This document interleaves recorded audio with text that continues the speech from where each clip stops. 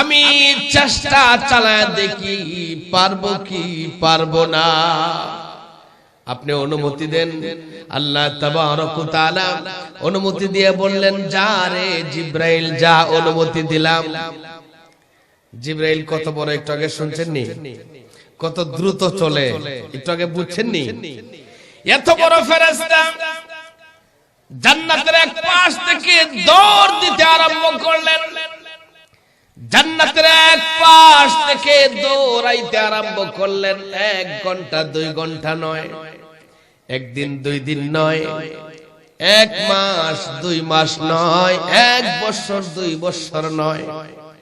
জান্নাতের এক পাশ থেকে দৌড়াইতে দৌড়াইতে 70 বছর পর্যন্ত জিব্রাইল আলাইহিস সালাম দৌড়াইলেন, তবু জান্নাতের এক পাশ থেকে আরেক পাশে যাইতে পারে নাই। আসসালামু আলাইকুম ওয়া রাহমাতুল্লাহ। ইন্নাল হামদালিল্লাহি নাহমাদুহু ওয়া নাস্তাঈনুহু ওয়া নাস্তাগফিরুহু ওয়া নু'মিনু বিহি ওয়া নাতাওয়াক্কালু আলাইহি ونعوذ بالله من شرور أنفسنا ومن سيئات أعمالنا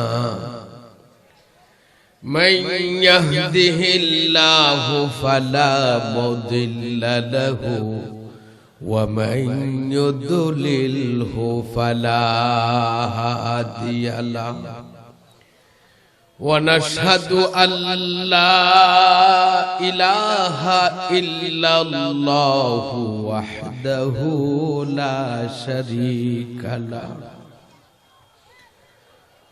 أما بعد فقد قال الله تعالى في كلامه المجيد وفي فرقانه الحميد সকলেই মুহাব্বতের সাথে বলুন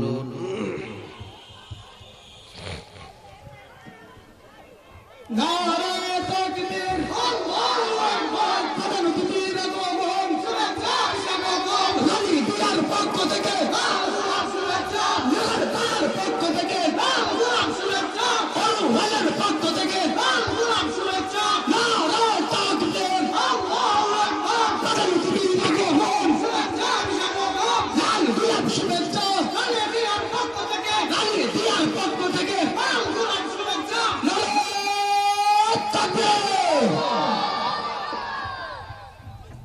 সবাই মুহাব্বতের সাথে বলুন আউযু বিল্লাহি মিনাশ শাইতানির রাজীম বিসমিল্লাহির রাহমানির রহিম واعتصموا بحبل الله جميعا ولا تفرقوا إلى آخر والآية وقال الله تعالى قُلْنَا اهْبِطُوا مِنْهَا جَمِيعًا صدق الله العظيم وعن عبد الله بن مسعود رضي الله تعالى عنه قال سألت النبي رسولا صلى الله عليه وسلم أي الأعمال أحب إلى الله قال الصلاة لوقتها قلت ثم أي قال بر الوالدين قلت ثم أي قال الجهاد في سبيل الله رواه البخاري ومسلم সবাই দুরূদ শরীফ পড়ি সাল্লাল্লাহু আলাইহি ওয়াসাল্লাম সাল্লাল্লাহু আলাইহি ওয়াসাল্লাম সাল্লাল্লাহু আলাইহি ওয়াসাল্লাম। মুহাব্বতের সাথে আমরা একটু জিকির করি লা ইলাহা লা ইলাহা। গলা থেকে সাউন্ড টানতেছে কম, বলেন গলা থেকে সাউন্ডটা টানতে হবে, গলা থেকে টানছে না না আরো জোরে লা ইলাহা লা ইলাহা ইল্লাল্লাহ লা ইলাহা।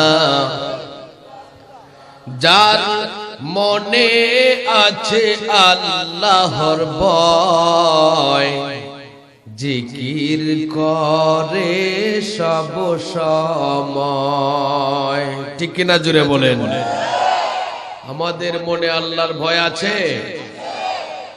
যার মনে আছে আল্লাহর ভয় জিকির করে সব সময়।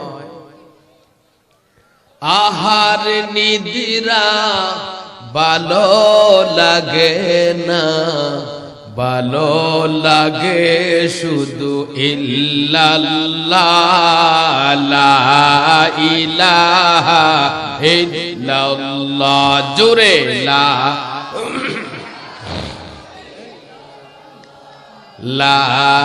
ইলাহা লা ইলাহা ইল্লাল্লাহ লা ইলাহা।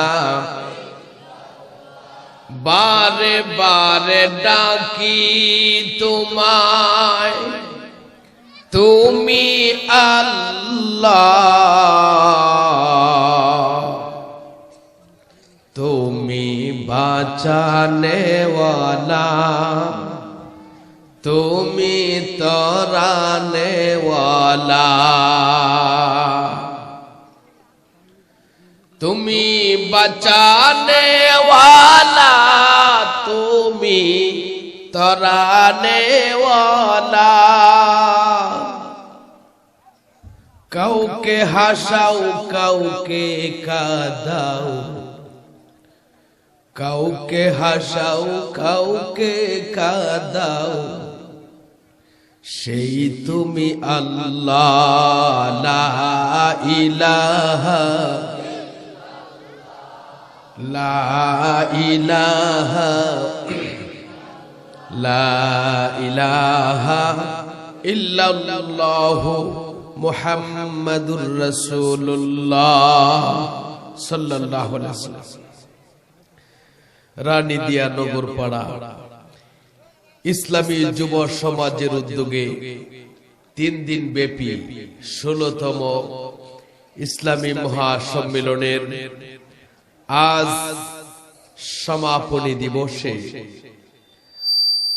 আজকের শেষ দিনের সম্মানিত সভাপতি, প্রধান অতিথি, বিশেষ অতিথিবৃন্দ,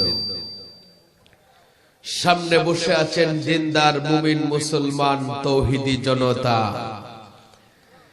আল্লাহ জাল্লা শানহু আম্মান আওয়ালুহুর দরবারে কালিমাতুশ শুকর ও সুজুদ যে আল্লাহ পাক আমাদেরকে ভালোবেসে মুহাব্বত করে দুনিয়ার সকল গুনাহের পরিবেশ থেকে হেফাজত করে কোরআন হাদিসের ভাষ্য অনুযায়ী বেহেশতের বাগানে সুস্থতার সাথে বসে বসে ওয়াজ শোনার তৌফিক যে মালিক দিয়েছেন, সেই মালিকের দরবারে আমরা খুশি না বেজার।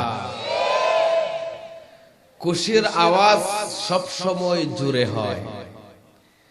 আপনারা কতটুকু খুশি এখনই প্রমাণ হবে।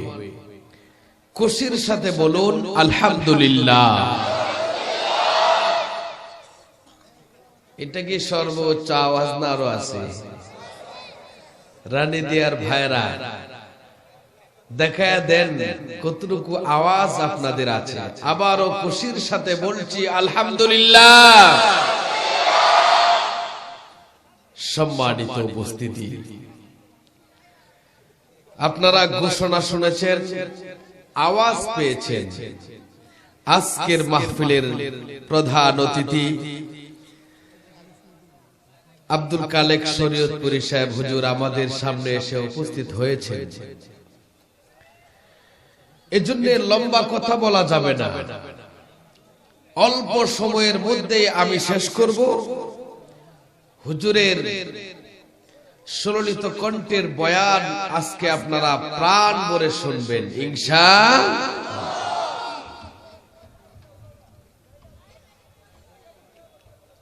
আল্লাহ তাআলার হুকুম ছাড়া কিছুই হয় না।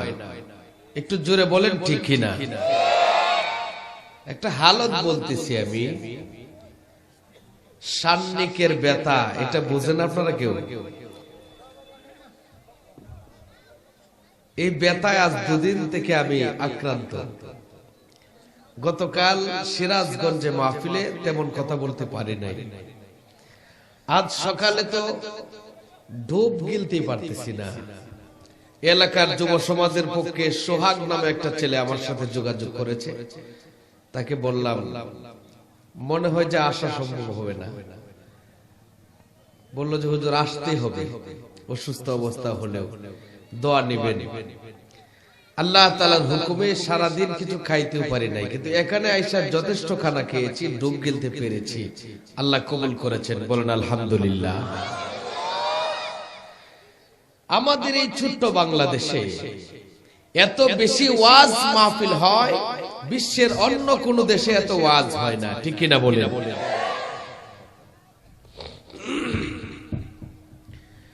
আমাদের দেশে এত ওয়াজ মাহফিল হয়, এটা আমাদের জন্য খুশির সংবাদ, ঠিক কিনা বলেন? পাশাপাশি একটা দুঃসংবাদও আছে। দুঃসংবাদ হলো, যে মহল্লায় যে রাত্রে ওয়াজ হয়, ওই মহল্লার মসজিদের নামাজে মুসল্লি কম হয়। জোরে বলেন ঠিক কিনা? কি কারণে? ওয়াজ মাহফিল করা হচ্ছে বেনমাজি যেন নামাজি হয়ে যায়, যার ঈমান দুর্বল তার ঈমান যেন বেড়ে যায়, কিন্তু পরিবর্তন হচ্ছে না। কি কারণে? আমি এই পরিকল্পনা করে তাফসিরে মাযহারির মধ্যে একটা সংজ্ঞা পেয়েছি। আপনারা কথাগুলি মনোযোগ দিয়ে শুনবেন। তাফসিরে মাযহারিতে আল্লামা কাজী সানাউল্লাহ ফানিপুতি রাহমাতুল্লাহ আলাইহি লিখেন, চার শ্রেণীর মানুষ ওয়াজ শুনে। কয় শ্রেণীর? এই চার শ্রেণী আমি আপনাদেরকে ভেঙ্গে ভেঙ্গে বলবো, এরপরে আপনারা সিদ্ধান্ত নেবেন কত নম্বরে থাকবেন। এক নাম্বার শ্রেণীর লোকেরা হলো, এরা ওয়াজ শুনে কিন্তু বুঝে না। এক নাম্বার কারা? ওয়াজ শুনে বুঝে না। এরা হলো শিশু পাগল, গরু ছাগল। এই তাহলে ওয়াজ শুনে কিন্তু বুঝে না। দ্বিতীয় নাম্বার শ্রেণীর লোকেরা হলো, ওয়াজ শুনে এবং বুঝে, বিশ্বাস করে না। দ্বিতীয় নম্বরে শুনে এবং বুঝে কি করে না? বিশ্বাস করে না। এরা হলো হিন্দু, খ্রিস্টান, বৌদ্ধ, ইহুদি, নাসারা, নাস্তিক, এক কথায় যারা বিধর্মী। এরা ওয়াজ শুনে বুঝে কিন্তু বিশ্বাস করে না। তৃতীয় শ্রেণীর লোকেরা হলো, ওয়াজ শুনে এবং বুঝে বিশ্বাস করে আমল করে না। তৃতীয় নম্বর শ্রেণীর লোকগুলি কারা? শুনে বুঝে বিশ্বাস করে, কি করে না? আমি জরিপ করে দেখছি এই 3 নম্বরে আমরা ঘুরে যাই, ঠিক কিনা? আমরা যারা বসছি আমাদের সিরিয়ালটা 3য় নম্বরে পড়ে যায়।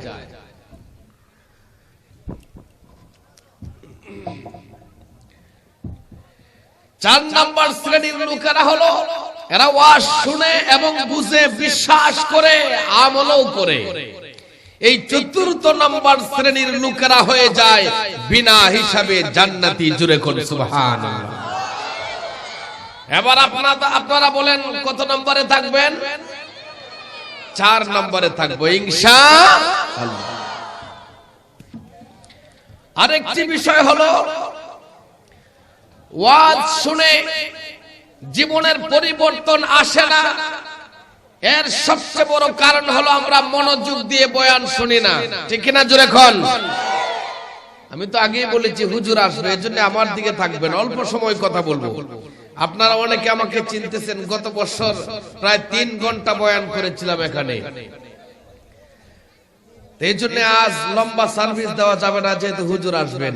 এদিক সেদিক তাকাবেন না, হুজুর যখন আসবেন আমাকে সিগন্যাল দিয়ে আসবেন, ঠিক কিনা বলেন? সুতরাং ডাইনে বামে তাকানোর কোনো সুযোগ নাই। আমাদের সমাজে কিছু মানুষ আছে মোবাইলে অডিও ওয়াজ সারাদিন শুনে, আছে না নাই?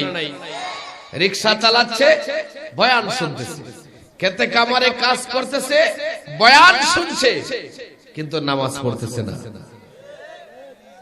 এমন লোক আছে ওয়াজ শুনতে শুনতে ঘুমায়, কিন্তু এশার নামাজও পড়ে নাই, ফজরও পড়বে না, ঠিক কিনা? তাহলে আমি যেখানে বসছি লম্বা কথা বলবো না, ছোট্ট একটা কথা আজ আমি আপনাদের সামনে বোঝাবো। সেটা হলো ওয়াজ শুনে জীবনের পরিবর্তন আসার জন্য বস্তা ভর্তি বয়ান শোনার দরকার হয় না, ঠিক কিনা? জোরে কোন। বস্তা ভর্তি বয়ান শুনতে হবে না। এর একটা উদাহরণ দিচ্ছি আপনাদের সামনে। তাফসীরে ইবনে কাসিরের মধ্যে উদাহরণটা এভাবে আসছে। আজ থেকে ১৫০০ বছর আগে আল্লাহ তাবারক ওয়া তাআলা বিশ্বনবী মুহাম্মদ আরবি সাল্লাল্লাহু আলাইহি ওয়াসাল্লামের উপর যখন কোরআনে কারীম নাযিল করতে লাগলেন, আর সেই কোরআনের ওয়াজ, কোরআনের বয়ান বিশ্বনবী যাদেরকেই শোনাইতেন তারাই কালিমা পড়ে মুসলমান হয়ে যাইত। জোরে কোন সুবহানাল্লাহ। দিন দিন মুসলমানদের সংখ্যা বাড়তে লাগলো। এমন অবস্থায় আবু জেহেল জরুরি মিটিং করলো আর আইন পাশ করলো, আজ থেকে তোমরা কেউ মুহাম্মদের কণ্ঠের কোরআনের বয়ান শুনতে পারবা না। যদি কেউ বয়ান শোনো উপযুক্ত শাস্তি পাইতে হবে। বলেন নাউজুবিল্লাহ। আবু জেহেল আইনটা কিভাবে পাশ করেছিল সেটা আল্লাহ তাআলা কোরআনে কারিমে তুলে ধরেছেন। আল্লাহ পাক বলেন, وقال الذين كفروا لا تسمعوا لهذا القرآن والغوا فيه لعلكم تغلبون। আল্লাহ তাবারক ওয়া তাআলা এই আয়াতে কারিমার মধ্যে বলেছেন যে কাফেররা আইন পাশ করে বলেছিল কোরআনের বয়ান তো শুনবাই না, যেখানে কোরআনের বয়ান হয় গন্ডগোল বাজাইবা, হট্টগোল বাজায়া কোরআনের তাফসীর মাহফিল বন্ধ করে দিবা। আবু জেহেল এই আইন পাশ করেছিল। আমি এই কথাটা বলতেছি একটা জিনিস বোঝানোর জন্য, সেটা হলো ওয়াজ শুনে জীবনের পরিবর্তন আসার জন্য বস্তা ভর্তি বয়ান শোনার দরকার হয় না, সেটা বোঝানোর জন্য। এর জন্য মনোযোগ রাখতে হবে। সম্মানিত উপস্থিতি, এই আইন পাশ হওয়ার মাত্র 3 দিন পর, জোরে বলেন কয়দিন পর, একজন ইহুদি বাড়িতে বিবির সাথে ঝগড়া লাগছে, বিবির সাথে ঝগড়া লেগে বিবিকে মারধর করেছে, মারধর করে রাগ করে বাসা থেকে বের হয়ে যাচ্ছে বাজারের দিকে। ইহুদি কি বলছেন না, আমার স্পষ্ট বলে শুনেন পরে বলেন। ইহুদি বাজার থেকে চলে যাচ্ছেন বাজারের দিকে বাড়ি থেকে, এমন অবস্থায় সামনের দিকে আগায় দেখে বিশ্বনবী সাল্লাল্লাহু আলাইহি সাল্লাম কোরআনের বয়ান করতেছেন।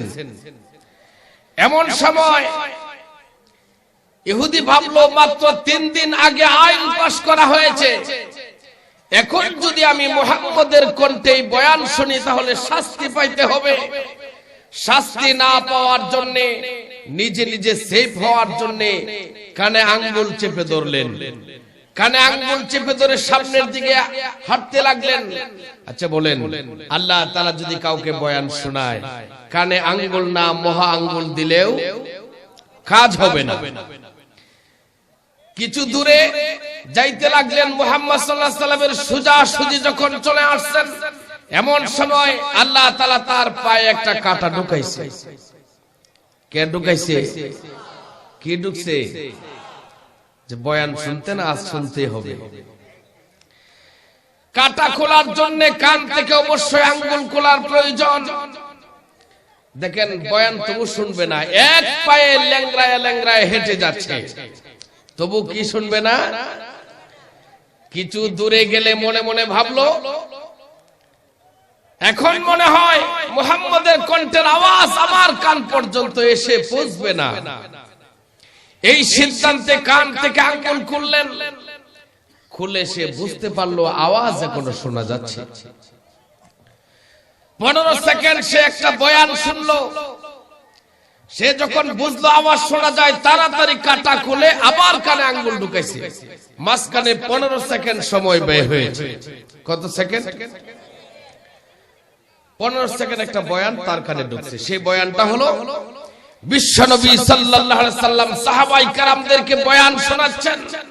ও আমার সাহাবীরা, তোমরা যদি স্বামী স্ত্রীর মধ্যে মিল মুহাব্বত চাও, আজ থেকে এক প্লেটে বৈশাখ খাবার খাও। বলেন সুবহানাল্লাহ। ইহুদি কানে আঙ্গুল দিয়ে হেঁটে যাচ্ছে আর মনে মনে কয়, আমি যে বিবির সাথে ঝগড়া লেগে আসছে এটা মুহাম্মদ জানলো কেমনে? আসলে যেই বয়ান তার জীবনের পরিবর্তন আসবে, আল্লাহ ঠিক সেই বয়ানটাই তার কানে ঢুকাইয়া দিয়েছে। এবার সিদ্ধান্ত নিয়ে ফেললেন, মুহাম্মদ জীবনে কোনোদিন মিথ্যে কথা বলে না। জোরে কোন সুবহানাল্লাহ। সে আল আমিন। সিদ্ধান্ত নিল, আজকে আমি এক প্লেটে খানা খাবো। বাজারে একটা বড় প্লেট কিনে বাড়িতে গেছে, বিবিকে ডাক দিয়া বলে, বিবি গো, আজ আমরা দুইজনে এক প্লেটে বসে খানা খাবো। বিবি কয়, আর বাপ ধরু না, যে মাইদা মারছে একটু আগে। আপনারা কি বুঝতেছেন কথা? বিবি রাজি হলেন না। দিনের বেলাও বুঝাইলেন, পরের দিনও বুঝাইলেন, সারা দিন চলে গেল। এক কথায় তাফসীর ইবনে কাসিরের মধ্যে আসছে 3 দিন পর বিবি রাজি হলেন। রাজি হওয়ার পর বলতেছে, আজ 3 দিন পরে একই প্রস্তাব দিচ্ছে, দেখি না এক প্লেটে খানা খাইলে কি হয়। 4th নাম্বার দিন স্বামী স্ত্রী একসাথে সকাল বেলায় খানা খাইতে বসলেন। খাবারের শেষের দিকে ঝোলগুলি চেটে আর বিবি ডাক দিয়া বলে, স্বামী গো, এত সুস্বাদু মজার খাবার আমার জীবনে কোনোদিন খাই নাই। জোরে কোন সুবহানাল্লাহ। স্বামীও বলে, এত মজার খাবার তো আমিও কোনোদিন খাই নাই। জোরে কোন সুবহানাল্লাহ। এভাবে আমল শুরু হয়ে গেছে।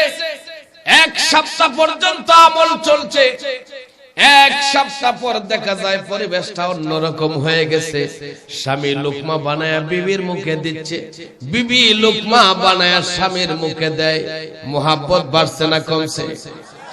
এভাবে এক মাস আমল হওয়ার পর বিবি ডাক দিয়া বলে, স্বামী গো আমার, এত সুন্দর পদ্ধতি কে আপনাকে শেখাইলো?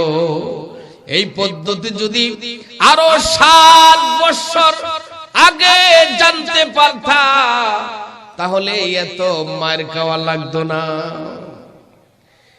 এই যে তাদের জীবনের পরিবর্তন আসলো, বলেন কয় ঘন্টা বয়ান শুনছিল? মাত্র 15 সেকেন্ড। ইহুদি ডাক দিয়া বলে, বিবি গো, বিশ্ব নবীর পবিত্র জবান থেকে আমি এই বয়ান শুনেছি।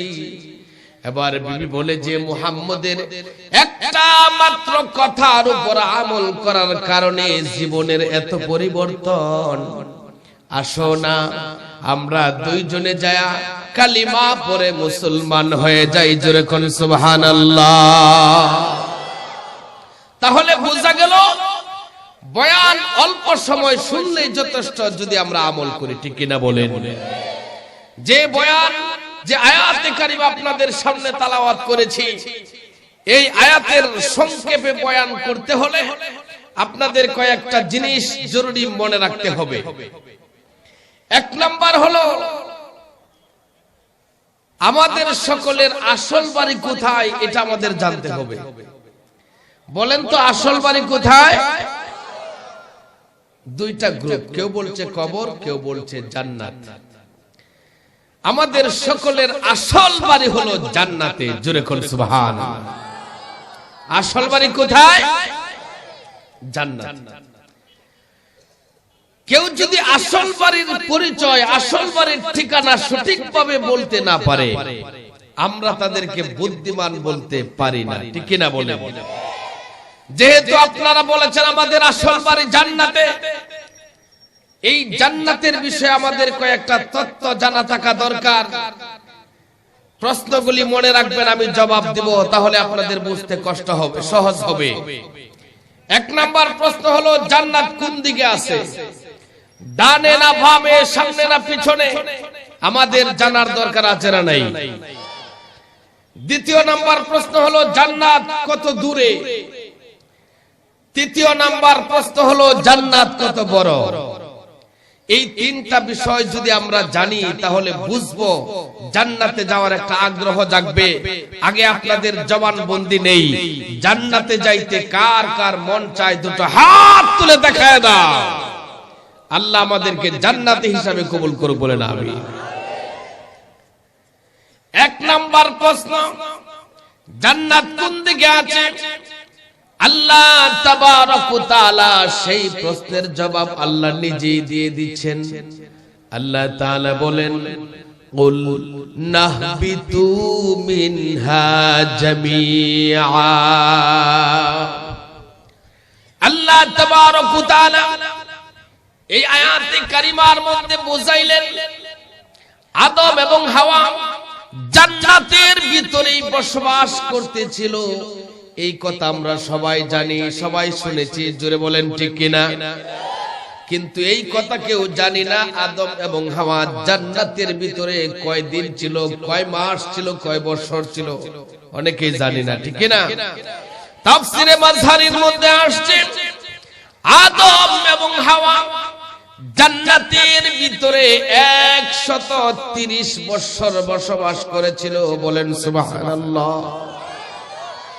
130 বছর বসবাসের পর একটা নিষিদ্ধ গাছের ফলের ব্যাপারে একটা ঘটনা, এটা আপনারা সবাই জানেন। এই ঘটনা যখন ঘটলো, আল্লাহ পাক একটু ধমক দিয়ে বললেন, কুল নাহবিতু মিনহা জামিআ। ও আদম হাওয়া, যাও তোমরা আমার জান্নাত থেকে নেমে যাও। আল্লাহ তাআলা কি বলে ধমক দিলেন? জান্নাত থেকে নেমে যাও। অনেকেই বলে যে আল্লাহ জান্নাত থেকে বের করে দিয়েছে। বের করে দেওয়া এক জিনিস, নামায়া দেওয়া আরেক জিনিস, ঠিক না? একজনকে যদি বলা হয় এতে বের হয়ে যান, আর যদি বলা হয় নেমে যান, একটু ব্যবধান আছে না নাই? আল্লাহ পাক যদি এই আয়াতে বলতেন কুল নাখরুজু, তাহলে প্রমাণ হইতো তোমরা বের হয়ে যাও।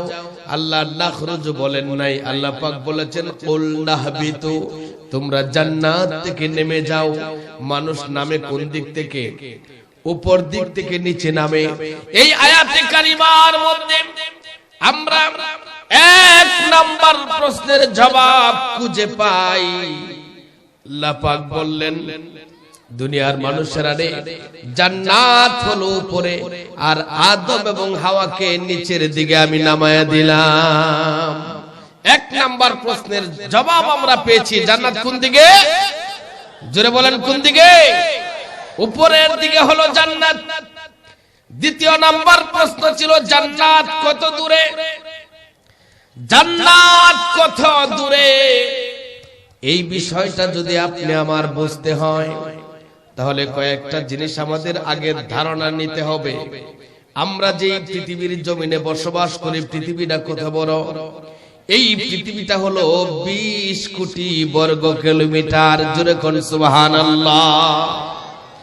20 কোটি বর্গ কিলোমিটারের এই পৃথিবী। আমরা যে দিনের বেলায় আকাশে একটা সূর্য দেখি, বলেন তো সূর্য বড় না পৃথিবী বড়? 20 কোটি বর্গ কিলোমিটারের পৃথিবীর চাইতে সূর্য 1 গুণ 2 গুণ নয়, 1000 2000 নয়, 1 লক্ষ 2 লক্ষ নয়, 13 লক্ষ গুণ বড়। জোরে করে সুবহান। রাতের বেলায় আমরা যে আকাশের মধ্যে জোনাকি পোকার মতো এক প্রকার আলো দেখতে পাই, সেটার নাম কি? তারা বড় না সূর্য বড়? আল্লাহু আকবার। এক একটা সূর্যের চাইতে লক্ষ লক্ষ গুণ বড় হলো এক একটা তারা। জোরে কন্যা সুবহানাল্লাহ। আল্লাহ তাবারক ওয়া তাআলা বুঝাইলেন জান্নাত কত দূরে। এটা দুনিয়ার কোন ক্যালকুলেটর দিয়ে হিসাব বের করা যাবে না। আল্লাহ তাআলা একটু ইশারা দিয়ে বলছেন ইনদা সিদরাতিল মুনতাহা ইনদাহা জান্নাতুল মাওয়া। আল্লাহ তাবারক ওয়া তাআলা বলেন পৃথিবীর জমিন থেকে সিদরাতুল মুনতাহা অনেক দূরে, অনেক দূরে। এই সিদরাতুল মুনতাহার পাশেই রয়েছে আল্লাহর তৈরি জান্নাত। বলেন সুবহানাল্লাহ। এর মানে জান্নাত কত দূরে দুনিয়ার কোনো হিসাব দিয়ে বের করা যাবে না। এক কথায় অনেক দূর, ঠিক কি না? অনেক দূর জান্নাত। তৃতীয় নম্বর প্রশ্ন হলো জান্নাত কত বড়? জান্নাত কত বড়? একটা বয়ান আমরা সবাই প্রায় শুনেছি। কেউ যদি একবার সুবহানাল্লাহ বলে, তার জন্য জান্নাতে একটা গাছ হয়ে যায়। এই বয়ানটা কি শুনছেন না? সবাই তো শুনেছেন। আর এটার ফজিলতটা কি? যে এমন বড় গাছ হয়, একটা ঘোড়া নিয়ে তেজস্বী যুবক এক রাওয়ায়াতে 40 বছর, আরেক রাওয়ায়াতে 500 বছর দৌড়াইলেও গাছের ছায়া অতিক্রম করতে পারে না। জোরে কোন সুবহানাল্লাহ। তাহলে গাছটা কত বড়? আচ্ছা, আমরা কি সুবহানাল্লাহ জীবনে 1-2 বার বলছি? হিসাব আছে? নগদ একবার জোরে কোন সুবহানাল্লাহ। তাহলে প্রশ্ন জাগে জান্নাত কত বড়? জান্নাত কত বড় এটা জানতে হলে 2টা উদাহরণ আমাদের নিতে হবে। আল্লাহর হাবিব সাল্লাল্লাহু আলাইহি ওয়াসাল্লাম জিবরাইল আলাইহিস সালামকে বললেন, জিবরাইল তুমি তো আমার কাছে এক একবার এক এক সূরতে আসছো। বেশিরভাগ দাহিয়াতুল কালবি নামে সাহাবীর সূরতে আসছো। কোনদিন তোমার বাস্তব চেহারাটা আমি দেখতে পারলাম না। আজ তোমার বাস্তব চেহারা আমাকে দেখাইতে হবে। জিবরাইল আলাইহিস সালাম বললেন, নবী গো, আমার বাস্তব চেহারা পৃথিবীর জমিনে জায়গা নিবে না। জোরে কোন সুবহানাল্লাহ। আল্লাহর হাবিব সাল্লাল্লাহু আলাইহি ওয়াসাল্লাম এরপরেও জানতে চাইলেন তোমার বাস্তব চেহারাটা আমাকে একটু দেখাইতে হবে। জিবরাইল আলাইহিস সালাম বললেন, হুজুর তাহলে আকাশের দিকে তাকান। আকাশের দিকে তাকাইলেন, আকাশের দিকে তাকায় দেখে আকাশটা সাদা জলমল জলমল করতেছে। আবার কিছুক্ষণ পর আকাশটা কালো অন্ধকার হয়ে গেছে। আবার কিছুক্ষণ পর দেখা যায় আকাশটা আগের মতোই সাদা হয়ে গেছে। জিবরাইল আলাইহিস সালাম বললেন, হুজুর মাথা নিচে নামান। কি দেখলেন? বলে যে আগেও সাদা, পরেও সাদা, মাঝখানে কালো দেখেছি। এবার জিবরাইল আলাইহিস সালাম জবাব দিলেন, নবী গো, আল্লাহ তাবারক ওয়া তাআলা আমাকে 600 নূরের ফাঁকা দান করেছেন। এই 600 নূরের ফাঁকা থেকে একটা মাত্র ফাঁকা আকাশের ছাদের নিচে ধরেছিলাম, যার কারণে তামাম পৃথিবীটা অন্ধকার হয়ে গেছে। জোরে কোন সুবহানাল্লাহ। তাহলে জিবরাইল অনেক বড়, ঠিক না? এই হলো একটা উদাহরণ। আরেকটা উদাহরণ হলো আল্লাহর হাবিব সাল্লাল্লাহু আলাইহি সাল্লাম জিবরাইল আলাইহিস সালামকে আরেকটা প্রশ্ন করেছিল, জিবরাইল তুমি তো আমার কাছে 24,000 বার এসেছো। জোরে কোন সুবহানাল্লাহ। জিবরাইল আপনি আমার নবীর কাছে কত হাজার বার আসছেন? 24,000 বার। আল্লাহর হাবিব ডাক দিয়া বলে, জিবরাইল রে তুমি কত দ্রুত গতিতে চলতে পারো, এটার একটু হিসাব আমাকে দাও। জিবরাইল আলাইহিস সালাম বলে, নবী গো, আমি কত দ্রুত গতিতে চলতে পারি এটার হিসাব আপনাকে দিতে পারবো না, তবে একটা উদাহরণ আমি দেই, আপনি ওখান থেকে বুঝে নিয়েন আমি কত দ্রুত চলতে পারি। জিবরাইল আলাইহিস সালাম বলছেন, নবী গো, আপনার আগে একজন নবী আসছিলেন যার নাম ইউসুফ আলাইহিস সালাম। ইউসুফের ভাইরা ইউসুফ আলাইহিস সালামকে কুয়ার উপর থেকে নিচে ছেড়ে দিয়েছিল। কুয়ার উপর থেকে হাত থেকে ছেড়ে দিয়েছিল, ছেড়ে দিবে কথা বলে নাই, বলে যে ছেড়ে দিয়েছিল। জিবরাইল আলাইহিস সালাম বলছেন, নবী গো, যখন তার ভাইরা ইউসুফকে হাত থেকে ছেড়ে দিয়েছে তখনও আমি জিবরাইল ছিলাম সিদরাতুল মুনতাহায়। জোরে কোন সুবহানাল্লাহ। এমন সময় আমার আল্লাহ হুকুম দিলেন, জিবরাইল তাড়াতাড়ি যা, ইউসুফকে কুয়ার নিচে পড়ার আগে যায় ধরে ফেলো।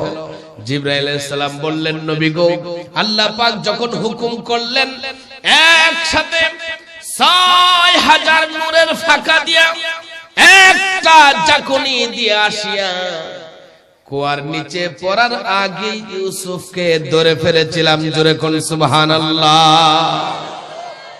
কুয়ার উপর থেকে নিচে পড়তে কয় ঘন্টা লাগে? মিনিট কি? তার মানে জিবরাইল অনেক দ্রুত গতি মাখলুক। জোরে বলেন ঠিক না?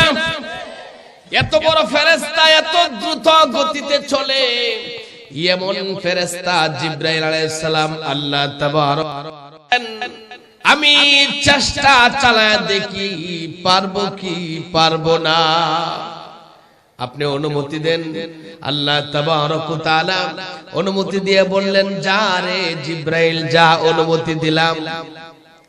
জিবরাইল কত বড়, একটু আগে শুনছেন নি কত দ্রুত চলে, একটু আগে বুঝছেন নি?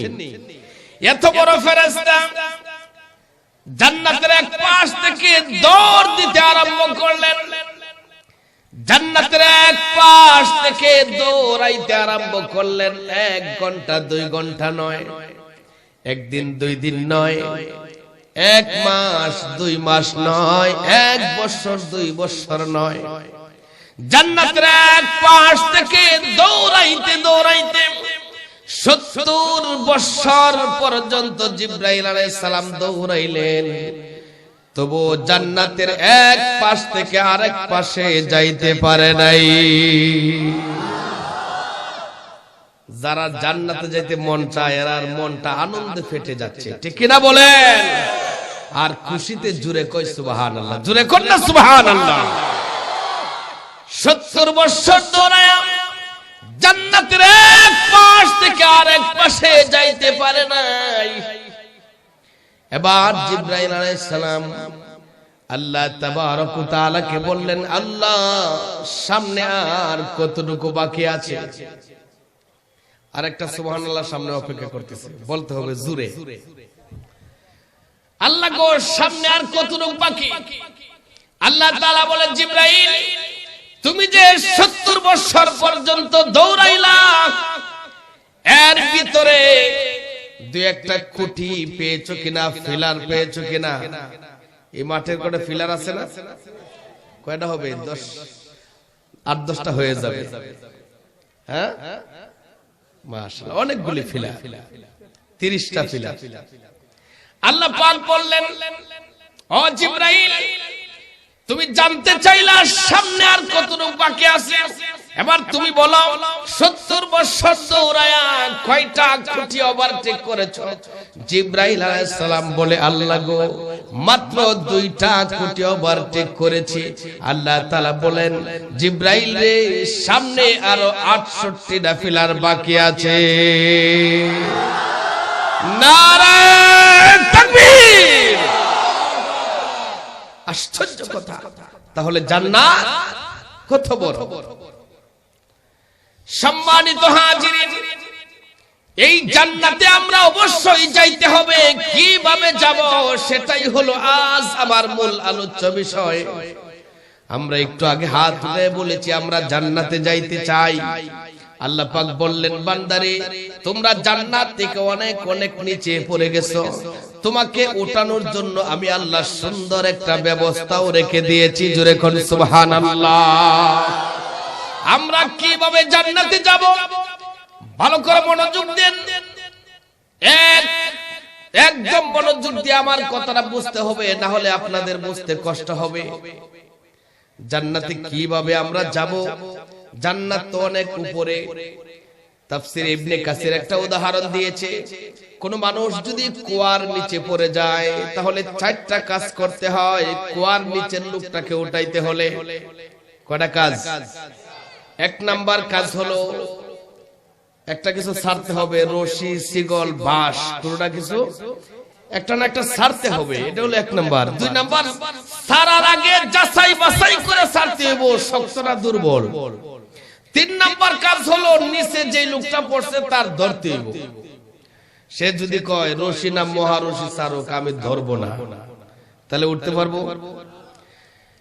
4 নাম্বার কাজ হলো উপরে যারা আছে জোরে টান দিতে হবে। এবার আপনারা জ্ঞানী মানুষ বলেন, এই যে 4টা কাজ, নিচের লোকের কাজ কয়টা, উপরের লোকের কাজ কয়টা? এই তো আপনারা জ্ঞানী মানুষ। নিচের লোকের কাজ হলো 1টা, আর উপরের লোকের কাজ হলো 3টা। আপনারা বলেন নিচের লোকের কাজ 1টা, কাজটা কি? ধরা। জোরে বলেন কি? ধরা।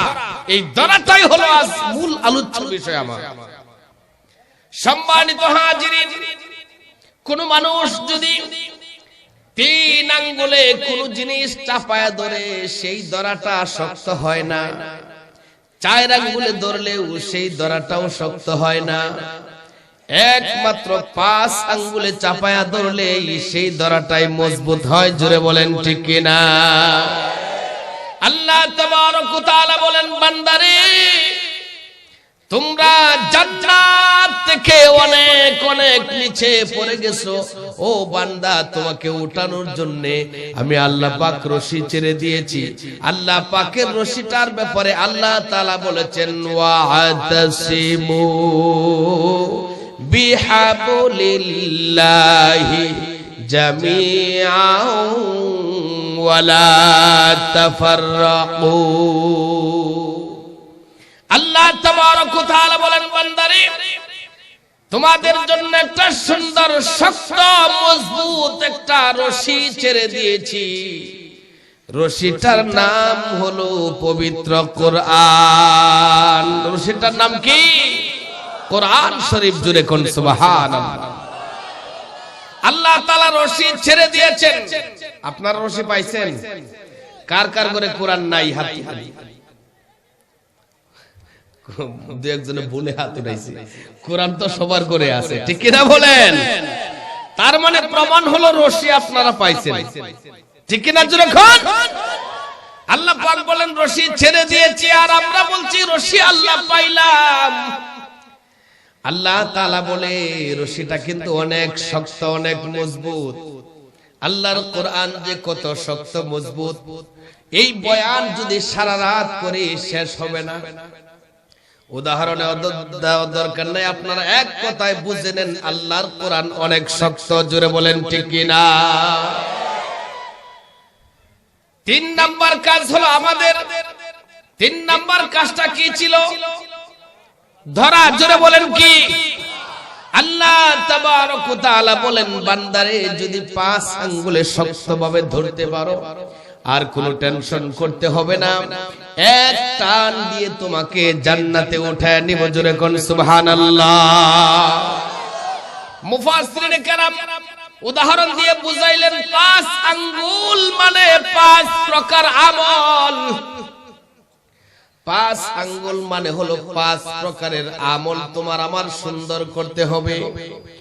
1 নাম্বার আমলের নাম হলো, 1 নাম্বার আঙ্গুলের নাম হলো ঈমান। জোরে বলেন কি? এবার এই 5টা আঙ্গুল আপনারা মনে রাখেন। 1 নাম্বার আঙ্গুলের নাম হলো ঈমান, 2য় নাম্বার আঙ্গুলের নাম হলো ইবাদত, 3য় নাম্বার আঙ্গুলের নাম হলো মুআমালাত, 4র্থ নাম্বার আঙ্গুলের নাম হলো মুআশারাত, 5ম নাম্বার আঙ্গুলের নাম হলো আখলাক। কয়টা আঙ্গুল? আচ্ছা ওয়াজ শুধু শুনবেন না, মনে রাখতে হবে। এই যে এখান থেকে যাবেন আর বলবেন কি ওয়াজ করছে, আরে অনেক ওয়াজ করছে, আরে কি করছে কও না, আরে অনেক করছে, মানে একটা কথা আপনি বলতে পারলেন না, কি ওয়াজ শুনলেন। এজন্য 5টা প্রকার আমল আমাদের সুন্দর করলেই আমরা হয়ে যাব বিনা হিসাবে জান্নাতি। জোরে কোন সুবহানাল্লাহ। 1 নম্বর আমলের নাম কি?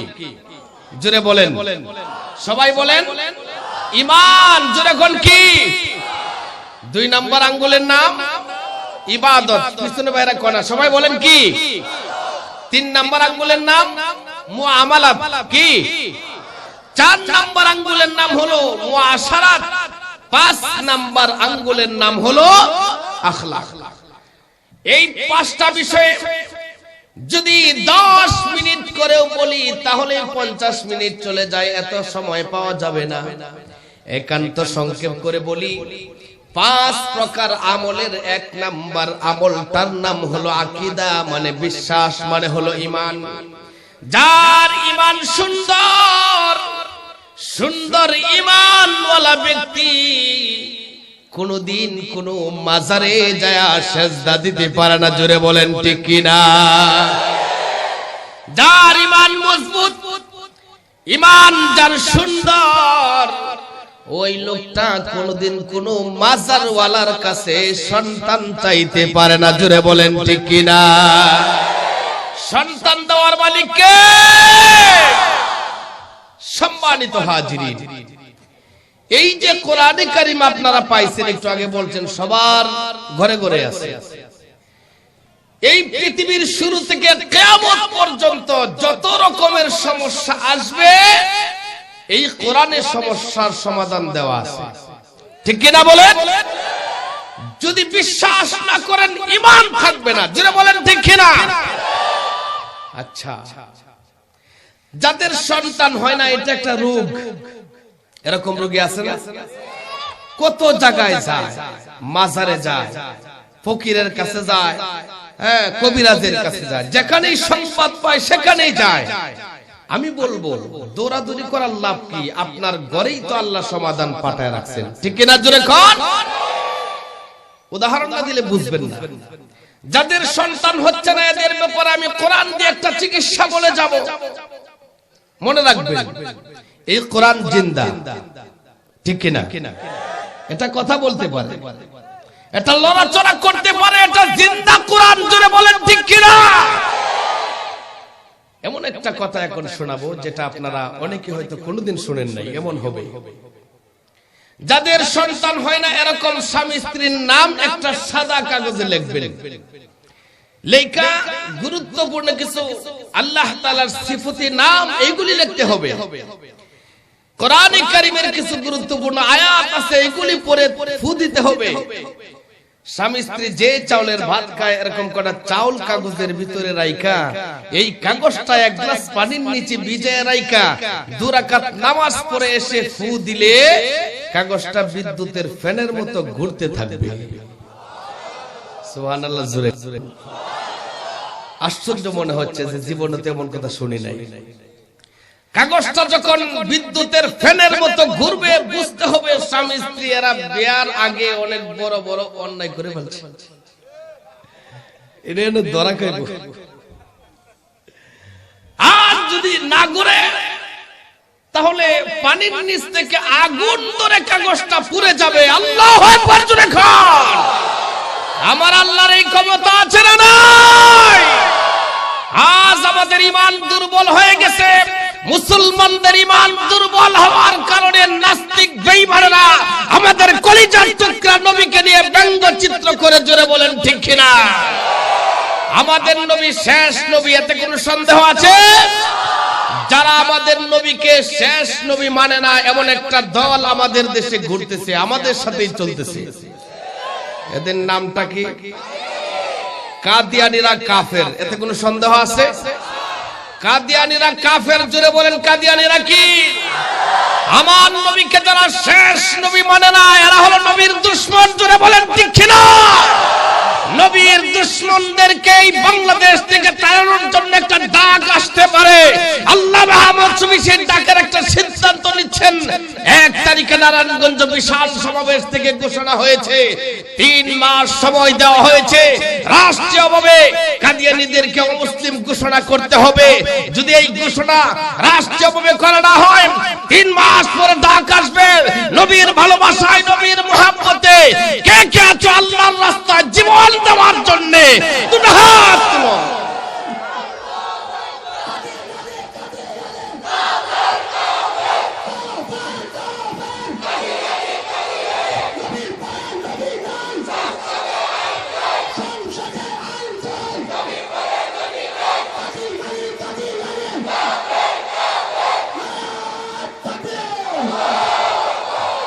সম্মানিত হাজিরিন, আপনি আমার ঈমান মজবুত করতে হবে। ঈমানকে সুন্দর করতে হলে অবশ্যই কওমি মাদ্রাসা ছাড়া কোনো বিকল্প নাই, জোরে বলেন ঠিক কিনা? ঈমানকে একমাত্র মজবুত ভাবে ধরে রাখছে কওমি দেওবন্দি উলামায়ে কেরাম, জোরে বলেন ঠিক কিনা? দেওবন্দি আলেম ছাড়া অন্য যে কোনো জায়গায় হাত দিবেন, একটু না একটু ভেজাল পাওয়া যাবে, জোরে কোন ঠিক কিনা? একমাত্র সঠিকভাবে ঈমানের চান্দাবাহী এই দেশের মধ্যে সৈনিক হিসাবে কাজ করতেছেন দেওবন্দি উলামায়ে কেরাম, জোরে কোন ঠিক কিনা? 1 নাম্বার কাজ হলো ঈমানকে মজবুত করতে হবে। আমি আপনাদের সামনে আরেকটা সুন্দর মেসেজ পৌঁছায় দিব। আমরা সবাই চাই দুনিয়াতে সুখী হতে, ঠিক কিনা? জোরে কোন। আমরা সবাই চাই দুনিয়াতে একটু উন্নতি হই, একটু ধনী হই, সবাই চাই কিনা? আমি আপনাদেরকে ওষুধ দিয়ে যাব। কেউ যদি দুনিয়াতে ধনী হতে চান, একটা সহজ আমল করতে হবে। সহজ আমল হলো, কোন সন্তান যদি মা এবং বাবাকে খুশি রাখতে পারে, আল্লাহ তাআলার ওয়াদা, এই সন্তান কোনদিন কোনো কষ্ট পাবে না, কোনদিন গরিব হবে না, জোরে কোন সুবহানাল্লাহ। কোন বাপ মা যদি সন্তানের জন্য দোয়া করে, দোয়া করতে দেরি হয়, দোয়া কবুল হইতে দেরি হয় না। বিশ্বাস আছে? কোন পীর সাহেবের মাজারে গেলেন 1 লক্ষ টাকার গরু নিয়া, পীর সাহেব দোয়া করলো, কবুল হতেও পারে, নাও হতে পারে। আর আপনার মায়ের কাছে মাত্র 1000 টাকার ফল নিয়ে হাদিয়া নিয়ে যান, মা যদি দোয়া করে, বলেন কবুল হবে কিনা? আমার চোখের দেখা একটা কথা বলি, এক মায়ের 3টা ছেলে সন্তান, ছেলে সন্তানের আব্বা, ছেলেরা ছোট থাকতেই দুনিয়া থেকে বিদায় হয়ে গেছে। মা অত্যন্ত কষ্ট করে গরিব মানুষ আশেপাশের বাড়িতে কাজ কাম করে মা সন্তানদের খাবারের ব্যবস্থা করতেন, লেখাপড়াও করাইছেন। এক কথায় সন্তানেরা বড় হয়েছে, বিবাহ করাইলেন। এবার মায়ের ফালা, মা বৃদ্ধ হয়ে গেছে। মাকে খাওয়াইতে কোনো সন্তানই রাজি হয় না। মা যেমন বোঝা হয়ে গেছে। অনেক লম্বা, যেহেতু সংক্ষেপ বিষয়, পরিবেশটা এমন হলো, গ্রামবাসীরা মিলে সিদ্ধান্ত নিল তারা 3 বাই 10 দিন করে মারে খাওয়াইতে হবে। 1 মাসের একটা হিসাব দিয়ে গেছে। এরপরে দেখা যায় যেই করে মায়ের সিরিয়াল যায় সেই করে বাজার কমে যায়, বাজার টাজার করে না। আচ্ছা, মা এমন কি খানা খেয়ে ফেলতো? বড় সন্তানের ঘরে মায়ের সিরিয়াল, মা খানা খাচ্ছে। 5 দিন চলে গেছে। 5 দিন পর মায়ের কাছে সংবাদ আসলো বড় ছেলের শ্বশুর শাশুড়ি আসবে। এই সংবাদটা পায়া মা খুব খুশি হইলেন। কেন বলতে পারেন? হ্যাঁ, মেহমান আসলে ভালো মন্দ খাওয়া যাবে। রাতের বেলায় এই সিদ্ধান্ত ঘুরায় ফেলছে, চাবিটা ঘুরায় ফেলছে একজনে। কে বলতে পারেন? ছেলের বউ চাবি ঘুরায় ফেলেছে। পরের দিন মা বলল, কি ব্যাপার, তোর শ্বশুর শাশুড়ি আসার কথা? ছেলের বউ বলল, একটু বাড়িতে ঝামেলা আছে, কয়দিন পরে আসবে। ছেলের বউ তার আব্বা আম্মাকে বলেছিল 5-7 দিন পরে আয়ো। যেদিন মায়ের সিরিয়াল দ্বিতীয় সন্তানের ঘরে চলে গেছে, ওই দিন পুত্রবধূ তার আব্বা আম্মাকে সংবাদ দিচ্ছে, আজকে আইসা পড়ো। অনেক লম্বা লিস্টি তুলে দিল তার স্বামীর হাতে। লম্বা লিস্টি বলবো না, শুধু 2টা কথা এখানে লেখা ছিল, গরুর গোশত আনতে হবে, বড় মাছ আনতে হবে। দুপুর বেলায় চলে আসছে, ধুমধাম করে বাড়িতে পাক শাক হচ্ছে। রাতের বেলায় দ্বিতীয় সন্তানের ঘরে দ্বিতীয় সন্তানের বউ এশার নামাজের পরে খাবার নিয়ে গেছে, মা খানা খান। মা বলতেছে, এখন পেটে ক্ষুধা নাই, একটু পরে খাবো। এই কথাটা কেন বলছে আপনারা তো বুঝতেছেন। দেখি দাওয়াত আসে কিনা, না হয় তরকারি পাঠাই কিনা। এশার নামাজের পর মা খানা খাইলেন না, অপেক্ষা করতে লাগলেন, দেখি দাওয়াত আসে কিনা, না হয় হয়তো তরকারি হলেও পাঠাবে। রাত 10টা পার হয়ে গেছে, মা অপেক্ষা করলেন, তখনও কোনো দাওয়াত আসে না, কোনো তরকারিও আসলো না। রাত 11টার দিকে দ্বিতীয় সন্তানের বউ বলে, আম্মা এখন খানা কে ফেলেন।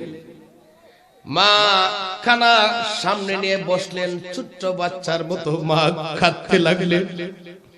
মায়ের চোখ দিয়ে অজর দ্বারায় পানি আসতে লাগলো। মা খানা সামনে নিয়ে কাঁদতে লাগলেন। এমন সময় দ্বিতীয় সন্তান বাজার থেকে চলে আসছে। আয়েশা বলে, মা এত রাত্রে খাবার খাচ্ছেন কি কারণে? মা দ্বিতীয় সন্তানকে দেখে আর নিজেকে ঠিক রাখতে পারলেন না, কান্না আরো বেড়ে গেছে। দ্বিতীয় সন্তানকে দেখে মা যেন পাগলের মতো হয়ে গেছে। সন্তান বলে, মা কি হয়েছে আপনার, কি জন্য আপনি কাঁদেন? মা বলে, বাবারে আমার কিছু স্মৃতি মনে হয়ে গেছে। বলে, তোরা ছোট থাকতে আশেপাশের বাড়িতে কাজ কাম করে ভালো কোনো খাবার তৈরি করলে আমার নিজের প্লেটে দিতাম, তোদের প্লেটেও দিতাম। দেখা যায় তোদের প্লেটেরটা খায়া আমার প্লেটেরটা খাইরা নিয়ে যায়, কোনদিন আমি রাগ করতাম না। সন্তান বলে, মা কি হয়েছে আপনার? ছোট্টবেলার কাহিনী বলার কারণ কি? মা ছোট্ট বাচ্চার মতো বলে ফেলেছে। মা বলতেছে, বাবারে 10টা দিন শুকনা খাবার খাইতে খাইতে কলিজাটা শুকায় গেছে। আজ গরুর গোশত খাইতে আমার মন চাইছে।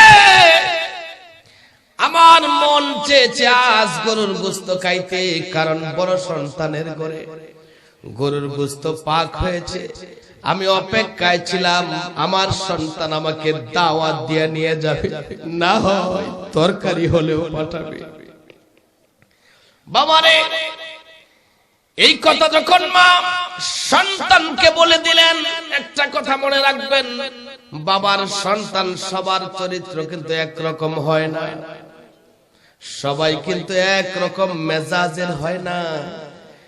দ্বিতীয় সন্তান সাথে সাথে ওয়াদা করলেন, আজ রাতে আমার মাকে আমি গরুর গোশত না খাওয়াইলে আমার কলিজা ঠান্ডা হবে না।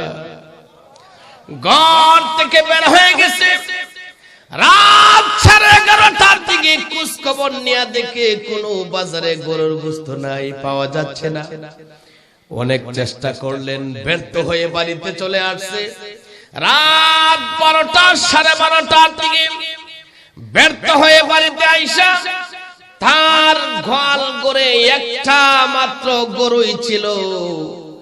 লোকদেরকে বলল, আয় আজ আমার মাকে খুশি করার জন্য আমার ঘরের গরুটাই আমি জবেহ করে ফেলবো। ঘরের গরু জবেহ করে রাত 2টা 3টার দিকে সন্তান নিজের হাতে মায়ের মুখে গোশতের টুকরা তুলে দিচ্ছে আর বলতেছে, মা গো, আমার জীবনে কোনো আমল যদি আল্লাহর কাছে কবুল না হয়, ওগো মা, আজ আমি আপনার জন্য যা করেছি অত্যন্ত খুশি হয়েই করেছি গো মা, তুমি আমার জন্য একটু দোয়া করে দাও। মা গরুর গোশত খায়া 2টা হাত তুলে দোয়া করলেন, মালিক, আল্লাহু আকবার জোরে খান। মা কোন সন্তানের জন্য দোয়া করলে 100% দোয়া কবুল হয়ে যায়, সন্দেহ আছে? মা দোয়া করে দিলেন, আল্লাহ, আমি আমার সন্তানের প্রতি রাজি খুশি হয়ে গেছি, আল্লাহ গো, আপনিও আমার সন্তানের প্রতি রাজি হয়ে যান।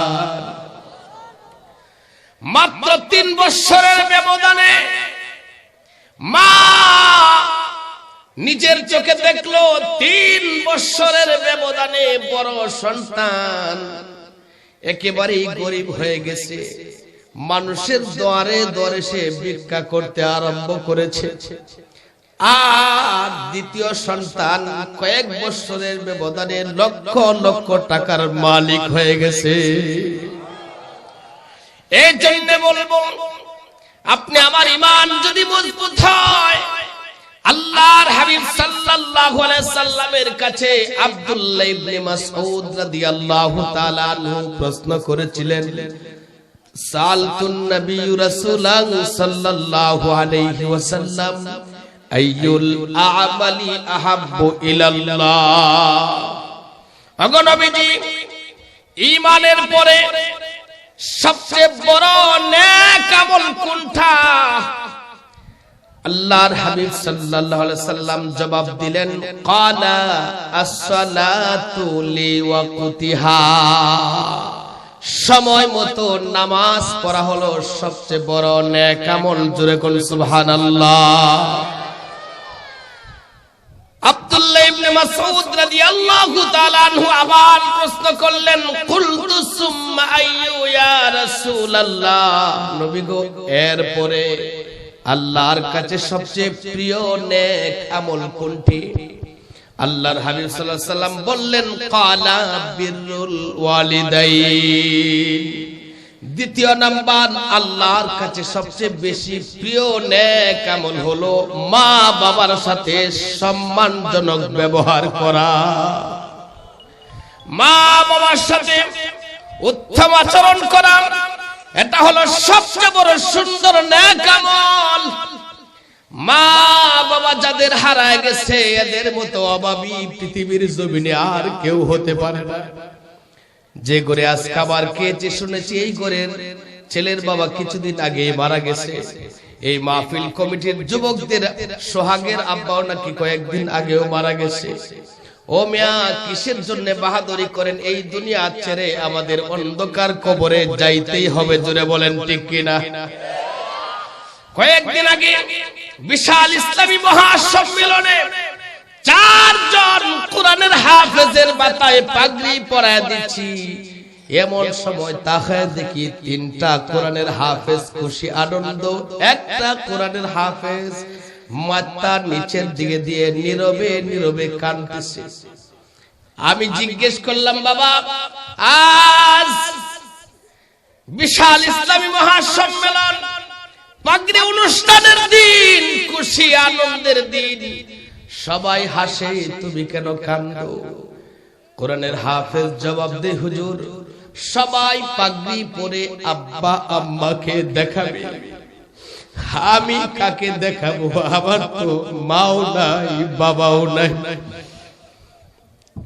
কোরআনের হাফেজকে আমি বুকের সাথে জড়ায়া থামাইতে লাগলাম, বাবা এটাই দুনিয়ার নিয়ম, সবাই চলে যেতে হবে। কোরআনের হাফেজের কান্না দেখে মাঠের হাজার হাজার মানুষগুলি ওই দিন কেঁদেছিল। কোরআনের হাফেজ বলে, হুজুর আমি ছোট থাকতে আমার আব্বা দুনিয়া থেকে বিদায় হয়ে গেছে, আমার মা ভূপ পড়াশা নিয়ে কোরআনের হাফেজ হওয়ার জন্য মাদ্রাসায় ভর্তি করেছে। আমি যখন 15 পারার হাফেজ হই তখন আমার মা দুনিয়া থেকে বিদায় হয়ে গেছে। আজ এই পাগড়ি অনুষ্ঠানের দিন, খুশি আনন্দের দিন, সবচেয়ে বেশি খুশি হইতো আমার মা, জোরে বলেন ঠিক না? এই কথা বলে যুবক কান্দে। আমি বললাম, বাবা সবাই পাগড়ি পরে আব্বা আম্মাকে দেখাবে, আর তুমি পাগড়ি পরিয়া মা বাবার কবরের পাশে দাঁড়ায়া যাইবা। মা বাবার কবরের পাশে দাঁড়ায়া তুমি বলবা, রব্বির হামহুমা কামা রব্বায়ানি সগীরা। যাদের আব্বা আম্মা বিদায় হয়ে গেছে, এই মুহূর্তে চক্ষু বন্ধ করে আব্বা আম্মার চেহারাটা চোখের সামনে বাসায়া আমার সাথে সেই আয়াতটা একটু তেলাওয়াত করবেন, কারণ আমি মুসাফির, মুসাফিরের দোয়া কবুল হয়, জোরে বলেন ঠিক কিনা? আব্বা আম্মার চেহারা চোখের সামনে বাসায়া মুহাব্বতের সাথে সবাই বলেন, রব্বির হামহুমা কামা রব্বায়ানি সগীরা। সম্মানিত হাজিরিন, ঈমান যার মজবুত, ওই লোকটা কোনদিন নামাজ ছেড়ে দিতে পারে না। আল্লাহর হাবিব সাল্লাল্লাহু আলাইহি ওয়াসাল্লাম হযরত আলী রাদিয়াল্লাহু তাআলা আনহুকে প্রশ্ন করলেন, আলী রে তোমার ঈমান কতটুকু মজবুত হয়েছে? হযরত আলী হয়েছে আল্লাহ এবং আল্লাহর রাসূলই ভালো জানে। এর কিছুদিন পর হযরত আলীর ঈমানের পরীক্ষা চলছে। হঠাৎ করে মাগরিব নামাজের পর হযরত আলী রাদিয়াল্লাহু তাআলা আনহুকে ডেকে বললেন, আলী রে তুমি আমির নবীকে কতটুকু ভালোবাসো? বলে, জীবনের চেয়ে বেশি, আমার আব্বা আম্মার চেয়ে বেশি, সবচেয়ে বেশি আমি আপনাকে ভালোবাসি। এবার বললেন, আমি যা বলি তুমি তা কতটুকু মানো? বলে যে দুনিয়ার সবচেয়ে বেশি আপনার কথাটা আমি প্রাধান্য দেই। বলেন সুবহানাল্লাহ। কিসের পরীক্ষা চলছে? জোরে কোন? ঈমানের পরীক্ষা চলছে। এইভাবে হযরত আলীর জবানবন্দি নিলেন। এবার বিশ্ব নবী মুহাম্মদ আরবি সাল্লাল্লাহু আলাইহি সাল্লাম হযরত আলীকে ডেকে বললেন, আলী রে আজকে এশার নামাজ তুমি তোমার ঘরে আদায় করবা, জামাতে পড়তে পারবা না, আমি নবী নিষেধ দিলাম। এশার নামাজ কোথায় আদায় করবে? পড়তে হবে না একথা বলে নাই, ঘরে আদায় করবা, মসজিদে নববীতে আয়েশা জামাতে আদায় করবা না। হযরত আলীকে এই কথা বললেন, চিন্তায় পড়ে গেল। নামাজ ফরজ হয়ে যাওয়ার পর থেকে কোনদিন তো আমি জামাত ছাড়া এক ওয়াক্ত নামাজও পড়ি নাই, তাহলে আজ বিশ্ব নবীর কথা মেনে এই প্রথম জামাত ছাড়া নামাজ আদায় করতে হচ্ছে। চলে গেছে রুমের ভিতরে, বিশ্ব নবীর কথা মেনে জামাত ছাড়া নামাজ আদায় করবে এজন্য। কিন্তু যখন এশার নামাজের জামাতের সময় কাছাকাছি চলে আসছে, হযরত আলীর ঈমানের মধ্যে জালজালা পয়দা হয়ে গেছে। জোরে কোন সুবহানাল্লাহ। মানে পেরেশানি বেড়ে গেছে, আহারে কেমনে পারবো আজ জামাত ছাড়া নামাজ পড়ার জন্য। এদিকে নামাজের জামাতের সময় একেবারে কাছাকাছি চলে আসছে, নিজেকে কোনোভাবেই ঠিক রাখতে পারতেছে না। সে ভাবলো, আমি যদি জামাতে যায় হাজির হয়ে যাই, বিশ্ব নবীর কথা আমি অমান্য করে ফেলবো, নবীজি রাগ হয়ে যাবে। কিন্তু কি করব, আমি তো নিজেকে ঠিক রাখতে পারতেছি না। রুমের দরজার কাছে আয়েশা একজন সাহাবীকে ডেকে বলে, ভাই এদিকে আসো। আমি রুমের ভিতরে ঢুকলাম, রুমের বাহির দিয়া দরজা লাগায় চলে যাও। রুমের বাহির দিয়া দরজা লাগায় তুমি চলে যাও। ওই সাহাবী কথা অনুযায়ী রুমের দরওয়াজার বাহিরে দরজা বন্ধ করে চলে গেছে। জামাতের দিকে ইকামত শুরু হয়ে গেছে। সূরাতুল ফাতিহার আওয়াজ হযরত আলী কাররামাল্লাহু তাআলা আনহুর কানে আসতেছে। নামাজ শুরু হয়ে গেছে। এবার হযরত আলী নিজেকে আর ঠিক রাখতে পারলেন না, নিজের মাথা দিয়া দরজার মধ্যে জোরে একটা ধাক্কা দিয়ে দরজা ভেঙে জামাতে যায় হাজির হয়ে গেছে।